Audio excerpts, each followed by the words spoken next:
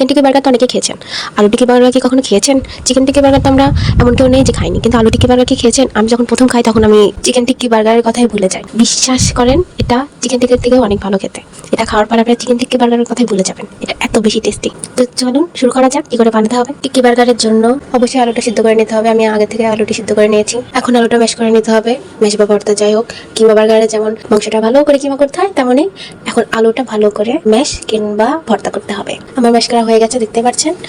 এরপরে ফ্রাই প্যানে পেঁয়াজ কুচি মরিচ কুচি দিয়ে ভালোভাবে হালকা ভেজে ভেজে নিতে হবে। তারপরে গাজর কুচি, ফুলকি কিংবা পেঁয়াজের ফুল, আমাদের এদিকে ফুলকি বলে, আপনার এদিকে পেঁয়াজের ফুল নামে পরিচিত হতে পারে, যাই হোক। তারপরে টমেটো দিয়ে ভালো করে মিক্স করে এটা হালকা ভেজে ভেজে নিতে হবে। এরপর মরিচ গুঁড়ো, গোলমরিচ গুঁড়ো, ধনিয়া গুঁড়ো এবং লবণ দিয়ে ভালো করে মিক্স করে নিতে হবে। এরপরে সয়া সস দিতে হবে, আপনাদের পরিমাণ মতন দিবেন। তারপরে টমেটো আমি 2 চামচ দিয়েছি, আপনারা বেশি কম আপনাদের স্বাদ অনুযায়ী বাড়িয়ে কমিয়ে নিতে পারেন। তারপরে ভালো করে মিক্স করে নিতে হবে। তারপরে আমাদের ম্যাশ করা ম্যাশ করা আলুটা দিয়ে দিতে হবে। আলুটা দিয়ে খুব ভালো করে আবার মিক্স করে নিতে হবে মশলাটার সাথে, যাতে আলুটা ভালোভাবে মিক্স হয়ে যায়। এজন্য কিছুক্ষণ ধরে নেড়ে মিক্স করে নিতে হবে, যাতে দুইটা একসাথে ভালোভাবে মিক্স হয়ে যায়। তারপরে ধনিয়া পাতা দিয়ে দিলাম অল্প, আমার ফ্রোজেন ছিল ফ্রিজে, আপনাদের টাটকা থাকলে টাটকা দিবেন। আমারটা ফ্রিজে ছিল জন্য একটু কেমন কালার দেখা যাচ্ছে, যাই হোক। ধনিয়া পাতা দিয়ে মিক্স করে নিতে হবে অবশ্যই। আলুর টিক্কির জন্য আলুটা রেডি। এবার টিক্কি বানাবো। গোল গোল করে ভালো করে গোল করে নিতে হবে খুব ভালোভাবে। তারপর একটু চাপ দিয়ে একটু চাপটা করে নিতে হবে, টিক্কি যেভাবে বানাই আর কি।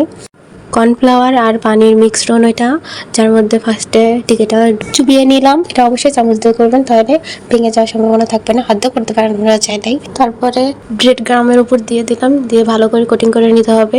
4 সাইডে খুব ভালো করে কোটিং করে নিতে হবে, কোনো জায়গায় কোনো অংশে যাতে ফাঁকা না থাকে। উঁচু করে ঝাঁকিয়ে নিতে হবে, যাতে কোনো অতিরিক্ত ব্রেড গ্রাম যাতে গায়ে লেগে থাকলে সেটা পড়ে যায়। এরপর অল্প তেলের ভিতরে আলু টিকিটি দিয়ে দিতে হবে। খুব বেশি তেলের দরকার না, অল্প তেল দিলেই হয়।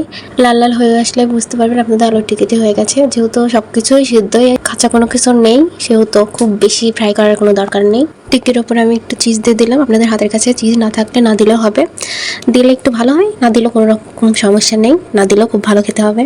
বার্গার বানানোর জন্য যে আসল পাউরুটি লাগে সেটা আমার কাছে ছিল না, 5 টাকার যে পাউরুটি পাওয়া যায় সে পাউরুটি দিয়ে বানাইছে। এটা দিয়েও খুব ভালো খেতে হয়। মাঝখানে কেটে একটু 2 সাইডে হালকা করে ভেজে, এক সাইডে মেয়োনিজ দিয়ে দিলাম আর এক সাইডে টমেটো সস দিয়ে দিলাম। টমেটো সসের উপর লেটুস পাতা দিয়ে দিলাম। আপনাদের হাতের কাছে লেটুস পাতা না থাকলেও সমস্যা নেই, এটা ছাড়াও অনেক সুন্দর খেতে হয়। তার উপর 1 পিস টমেটো, তারপরে আলুর টিক্কিটা দিয়ে দিলাম।